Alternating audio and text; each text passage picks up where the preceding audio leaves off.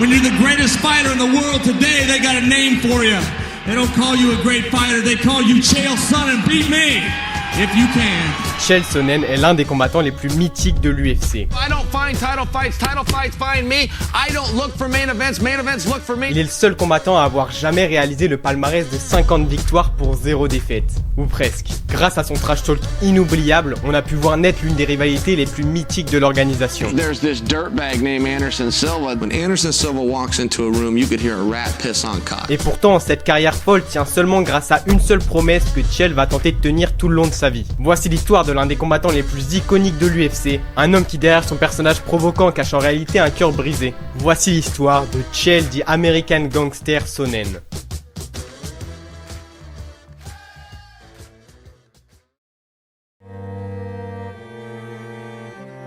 L'histoire de Chael Sonnen commence le 3 avril 1977 en Oregon à Milwaukee, où Chael, comme il le dit, a grandi au milieu de la sauvagerie américaine. We have chaos, we have anarchy at times in Westland. There was years where my father didn't even make $100,000. Or barely made $100,000. And sure, we had a maid, but she only came twice a week. What do you think happened the other 5 days? You think those dishes washed themselves? You think those clothes got themselves in the hamper? Autant vous le dire dès maintenant pour que vous cerniez un petit peu mieux le personnage, Chael Sonnen a l'habitude de légèrement exagérer les choses par rapport à la réalité. Parce qu'en vrai, il va grandir, comme il le dit lui-même en rigolant, avec une cuillère en argent dans la bouche avec sa famille dans un petit quartier résidentiel qu'aurait pu l'éloigner du milieu des sports de combat. Mais non, le confort l'empêche pas de se lancer dans la lutte très jeune et donc d'obtenir un niveau excellent une fois adulte. Il accumule les médailles, obtient la récompense American Honors qui met en avant les athlètes les plus prometteurs, mais surtout, Chael va réussir à devenir réserviste dans l'équipe olympique de lutte, ce qui lui annonce déjà un avenir très prometteur, et ça son père le voit bien et l'encourage alors à se lancer dans la lutte, ce qui aurait été parfait pour Chael quand on voit la créativité et la violence de son trash talk. Mais lui a déjà fait son choix et c'est très bien que la carrière qu'il veut construire c'est ni dans la lutte, ni dans le catch, c'est bien dans le MMA. Il commence en 97 à seulement 19 ans sa carrière de MMA et écrase directement son premier adversaire avant de malheureusement encaisser un choc qui va le marquer à vie. Parce qu'à ses 25 ans, Chael perd son père à qui il fait une promesse qui va le pousser tout le long de sa carrière. Parce qu'il va lui promettre de devenir champion du monde de MMA en battant Tito Ortiz.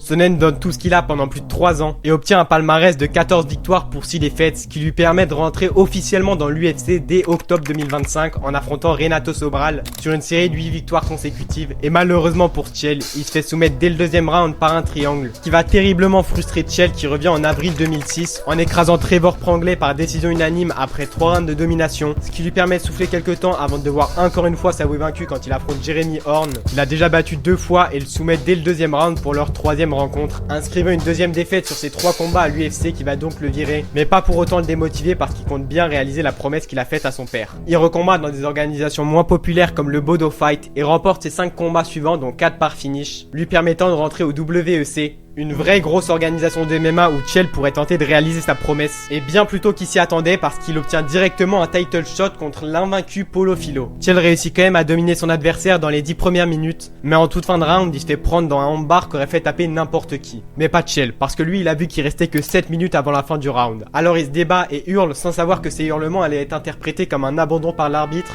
qui va mettre fin au combat dans une décision assez contestée, poussant les matchmakers à organiser une revanche où malheureusement Paulo Filho rate la pesée, ce qu'enlève l'enjeu de la ceinture pour les 2 combattants, mais décourage quand même pas Chael qui réussit à dominer son adversaire pendant 15 minutes d'affilée, lui permettant de battre un champion, mais pas de récupérer sa ceinture et donc pas de réaliser sa promesse pour le moment. Mais ça tombe très bien, parce qu'au même moment la plus grande fusion de l'histoire du MMA a lieu entre le WEC et l'UFC, permettant à Chael de faire son retour dans la plus grande organisation de MMA au monde en affrontant dès son premier combat le monstre de jiu-jitsu brésilien Demian Maia, qui aura pas besoin de plus d'un round pour venir à bout de Chael qui, même si très déçu de sa performance, ne compte pas s'arrêter là. Il remporte ses 3 combats suivants par décision, lui donnant enfin son premier title shot à l'UFC. Et même si arriver jusqu'ici c'est une vraie épreuve à part entière, vaincre le champion de la catégorie c'est vraiment la partie la plus difficile. Parce que le champion actuel c'est pas n'importe lequel. Sur une série de 11 victoires consécutives à l'UFC, Anderson Silva avait roulé sur tous les prétendants à son titre. Chael Sonnen, qui a pas un palmarès vraiment spécial, donnait jusque là pas l'impression d'échapper à la règle. Et du coup, là où Chael choisit de se démarquer, c'est dans sa personnalité. Lui qui était jusqu'ici très humble et respectueux devient un tout nouveau personnage, accompagné d'un trash talk qui résonne encore jusqu'à aujourd'hui et qui reste aussi légendaire que sa rivalité avec Silva. Anderson Silva is easily the most unpopular fighter in this company. There's this dirtbag named Anderson Silva. When Anderson Silva walks into a room, you could hear a rat piss on cotton. I don't want to fight Anderson. I want to beat him down. I want to destroy destroy Anderson. I beat every champion there's ever been except one. He fought everybody in the world that wasn't named Chael Sonnen. This isn't a war. We're not going to go out and battle each other. This is going to be a one-sided pounding and I'm swinging the hammer.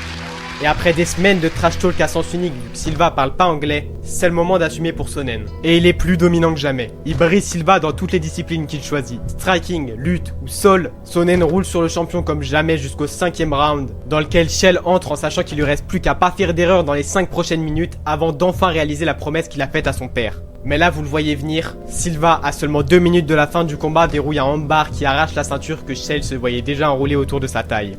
Mais le pire dans toute cette histoire, c'est que juste après leur combat, Sonnen est contrôlé par l'USADA avec un taux de testostérone 17 fois supérieur à la normale et est donc suspendu pendant toute une année en plus de devoir verser une amende de 2500 $. Mais cette défaite, c'est la 11e de Sonnen. Alors pourquoi j'ai dit qu'il était en 50-0 ? Je le laisse s'expliquer lui-même. I have never lost a round of fighting. And when I say that, sometimes the guy will laugh, because I've lost some fights. But I've never lost a round. I've never had a fight where a judge ever scored a round against me. Chael a une vision assez spéciale du sport qui l'auto-convainc qu'il est le champion de la catégorie et qu'on lui a volé sa ceinture. Parce que pour lui, à partir du moment où il gagne plus de rounds que son adversaire, il devrait être considéré comme vainqueur. Il retourne donc dans la cage déterminé à retourner chercher sa ceinture et soumet Brian Stann avant de faire l'un des call-outs les plus légendaires de l'UFC. Anderson Silva, you absolutely suck. Super Bowl weekend, the biggest rematch in the history of the business. I'm calling you out, Silva, but we're up in the stakes. I beat you. You leave the division. You beat me. I will leave the UFC forever. Chael Sonnen, ladies and gentlemen. Mais avant de pouvoir prendre sa revanche contre Silva, Sonnen doit affronter le futur champion Michael Bisping dans un combat qui réunit les deux top contenders de la catégorie qui se font donc une vraie guerre de 15 minutes à l'issue de laquelle Chael est donné vainqueur par décision unanime, lui permettant d'enfin obtenir sa revanche. Remember this, when you're the greatest fighter in the world today, they got a name for you. They don't call you a great fighter, they call you Chael Sonnen. Beat me, if you can. I've never lost a round of fighting in my life, let alone the UFC. I've never lost anywhere. I fought 48 men. I've never lost a round.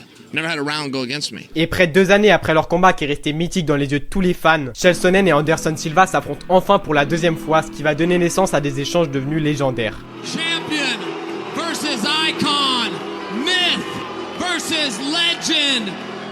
Anderson Silva versus Chael Sonnen, the fake guy versus the bad guy. I'm like John Jones. I sound like Sean Combs, and I got trombone-sized stones like John Holmes.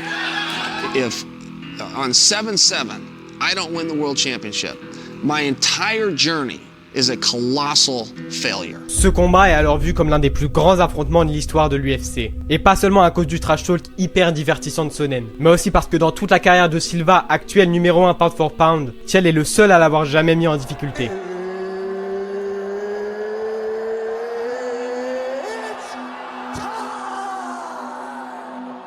Chael surprend Silva dès le début du combat et l'amène au sol pour pouvoir le contrôler, ce qu'il réussit à faire et met donc le premier round de son côté. Mais malheureusement, Silva se fait pas surprendre dans le 2e round et brise Sonnen sous son ground and pound en moins de 2 minutes. Et même si sa défaite là-bas à court terme, il a toujours une promesse à tenir. Et une chance de la réaliser vient juste de se présenter devant Chael. Un nouveau title shot dans la catégorie supérieure contre John Jones en short notice. Dan Henderson has a partial tear in his MCL and couldn't continue. For somebody to fight John Jones on 8 days' notice is tough to do. But one guy take the fight. He said, "I'll fly to Las Vegas tonight," and that was Chael Sonnen. Mais à la surprise de tout le monde, c'est la team de Jones qui refuse le combat contre Chael avec aussi peu de temps, le décalant à l'UFC 159, où Chael est donc vu comme le vrai prédateur dans cet affrontement. Well, I'm going to take my fist, I'm going to run it into his face repeatedly for 25 minutes or until he gives up. The best fighters in the world fight on pay-per-view. I don't find title fights find me. I don't look for main events look for me. Longest undefeated streak in the company today, 8 years. 49 men have tried to take me and 49 made a slip, and number 50 will be John Jones when I put this on his lip. Si les fans commençaient à douter de l'invincibilité de Jones, entre le fait qu'il ait fui le combat et l'assurance incroyable de Sonnen, John lui n'a pas douté une seule seconde et le fait très bien comprendre pendant son combat en écrasant totalement Chael qui est mis TKO dès le premier round. Mais le plus fou dans tout ça, c'est pas la rapidité du combat, c'est le fait qu'à 30 secondes près, l'univers du MMA comme on le connaît aurait pu être totalement différent. Parce que pendant que John frappait Chael de toutes ses forces, il s'éclatera complètement l'orteil et si l'arbitre l'avait vu, il aurait stoppé le combat et donné Chael vainqueur. Mais cette défaite, c'est pas juste une de plus pour Sonnen. Parce que malheureusement, après cette défaite, il se rapprochera plus jamais de la ceinture mondiale. Il quitte l'UFC après une défaite contre Rashad Evans, poursuit au Bellator où il y perd 3 de ses 5 combats sans avoir jamais enfilé une vraie ceinture. If I beat Lyoto tonight, I'd have fought Bader for the world championship, and that was the only reason I was in the sport. You know, I promised my father I was just in the sport. When my dad died, the last thing I ever said to him, I said to him, I'm going to beat Tito Ortiz, and I'm going to win the world championship. It's the only promise I never... It's the only promise I never kept. One more question for you, and I apologize if this is a difficult one. If you could have a conversation with your dad right now, what do you think he'd say to you? I just tell him I tried. Et même si Chael Sonnen n'a jamais tenu sa promesse, il peut être fier d'être devenu l'une des figures les plus iconiques du sport qui marque encore jusqu'à aujourd'hui le monde du MMA avec son trash talk comme avec ses combats. Évidemment, Chael Sonnen n'a pas réalisé le palmarès de 50-0, mais ça ne l'empêche pas de rester pour toujours l'une des figures les plus mythiques et populaires du sport qui continue d'inspirer un grand nombre de combattants. Alors Chael Sonnen, c'est peut-être pas le meilleur combattant de la planète, mais il reste une légende de l'octogone.